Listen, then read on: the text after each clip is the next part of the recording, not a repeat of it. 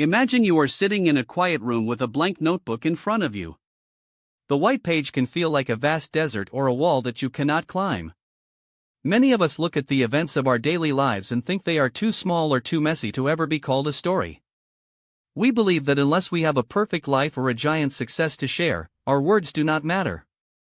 We often feel like we are just passengers in our own history, letting the days wash over us like water over a stone. We watch our memories fade and shift, and we worry that the person we were 10 years ago is a stranger we can no longer reach. This feeling of being disconnected from our own past is a quiet weight that many people carry. We think that memory is something that just happens to us, like the weather. We assume that if we forget something, it is because it was not important, or because our brains are simply not good enough to hold on. But what if memory is not a passive net that catches whatever falls into it? What if we could actually choose what to hold on to and use those memories as a shield to protect our future selves?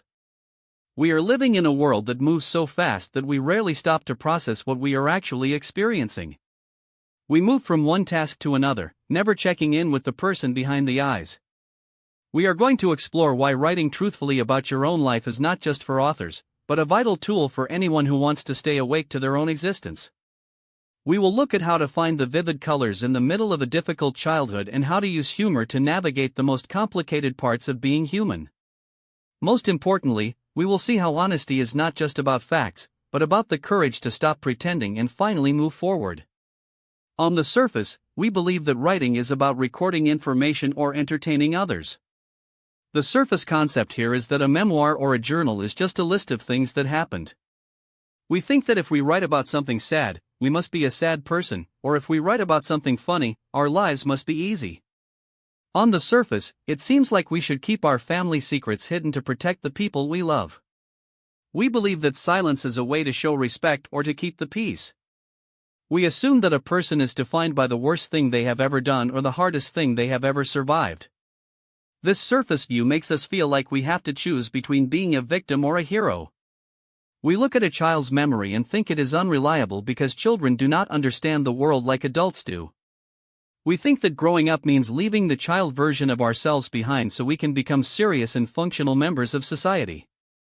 This surface level of thinking keeps our stories flat and prevents us from seeing the rich, complex layers that make up a real human life. Behind this surface view lies a hidden assumption that we are powerless over how we are remembered or how we remember others. We often assume that if we have a bad memory, it is a permanent flaw in our hardware. But the hidden truth is that our physical limitations, like poor eyesight or a difficult home life, can actually force us to develop a much sharper internal vision. We assume that to love someone, we have to deny the parts of them that caused us pain. The hidden reality is that you can hold a deep love for a person and a deep honesty about their flaws at the same time. We assume that being brave means not being afraid.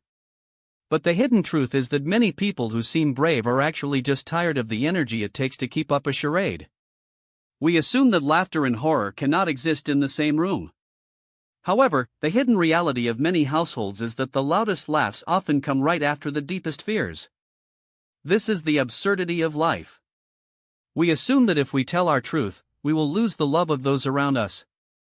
But the hidden truth is that love that requires your silence is not an equitable trade, it is a cage. When we stop hiding, we often find that we are finally able to move because stagnation is the true enemy of a meaningful life. This leads us to a structural pattern of how we build our identities over time. We see a pattern where people often lose the kid version of themselves because they think they have to forget what it felt like to be small in order to be big. This structural forgetting is what leads adults to become people who hurt others. They lose the connection to their own vulnerability. We see a structural pattern in how we use humor as a tool to grease the wheels of our social lives. We become the jokester or the class clown to hide the fact that we are not doing well. This pattern can be a blessing because it helps us connect, but it can also be a curse if it prevents people from taking our pain seriously. Another pattern is the way we make memories. Many of us are not conscious of the fact that we can sit quietly and replay a moment in our heads to burn it into our minds. We treat our values as fixed structures, but they are actually reinforced by the specific memories we choose to honor. When we look at our lives, we often see a structure of shame that keeps us from admitting that we still love someone who hurt us. This pattern of shame creates a barrier to reconciliation because we think we have to choose between our anger and our affection. By recognizing these patterns, we can start to see that our life is a moving narrative that we have the power to edit and share. We can reframe our entire perspective by realizing that our story belongs to us and us alone. Instead of seeing your memory as a shifting sand, you can reframe it as a creative act. You are the filter through which your life is viewed. We can reframe the act of telling the truth as a form of love, both for ourselves and for others. When a father tells his daughter to tell her truth without worrying about his feelings, he is giving her the ultimate gift of agency. We can reframe the complicated laugh, the one that happens when things are scary or absurd, as a sign of resilience rather than a lack of seriousness. Instead of seeing our past as a set of obstacles, we can reframe it as raw material for a more vivid and honest present. We can reframe forgiveness not as an apology for the past, but as a decision to see what happens next. This perspective shift allows us to be joyful and serious, silly and profound, all at once. It removes the need for a charade and allows us to use our limited energy to actually build a life rather than just maintaining a mask. Reframing our history means honoring the voice of our child's self and letting her speak without being tempered by the concerns of adults who could not show up for her. Applying this to your daily life starts with the realization that writing and publishing are not the same thing. You can apply this by starting to journal without the fear that anyone will ever read it. Write down the colors, the pitch of voices, and the small details that only you know. You can apply the practice of making memories by choosing one moment today to sit quietly with. Close your eyes and feel everything around you so you can hold on to it for your future self. In your relationships, you can apply the principle that silence is not love. If you find yourself holding back your truth to keep someone else's love, ask yourself if that trait is making you stagnant. You can apply the virtue of honesty by being the person who admits they are tired of pretending. When you face a difficult memory, try to find the humor in the absurdity of it. This does not make the pain go away, but it makes it easier to carry. You can apply a new definition of care by extending kindness to yourself first. Trust that being honest about your flaws and the flaws of others is the only way to achieve true accountability. By holding on to your memories, you protect yourself from becoming an adult who has forgotten what it means to be a kid. You become a person who can be funny and silly while still being a person whose words matter enough to make someone cry. This integrated way of living is the path to becoming a better human. As we think more deeply about this, we see that the stories we tell ourselves are the most important ones we will ever hear. We often spend our lives waiting for permission to be who we are.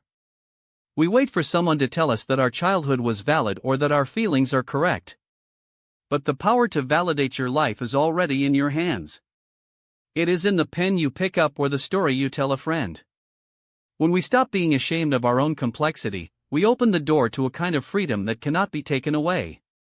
You do not have to be a professional writer to benefit from the truth. You just have to be someone who is willing to look at the mess and find the imagery in it. The imagery of your life is vivid and unique, filled with specific voices and colors that only you can describe. When you honor those details, you honor yourself. You prove that you turned out okay not because you forgot the bad things, but because you were brave enough to remember them and still find reasons to laugh. This journey toward honesty is a process that happens one day at a time, and every time you come back to it, you get a little bit closer to the person you want to be. The blank page is not a wall, it is an invitation to finally see yourself clearly. If you could go back to the youngest version of yourself and promise to never forget one specific feeling of joy or wonder you had before the world told you to be serious, what would that memory be and how would it change the way you act today?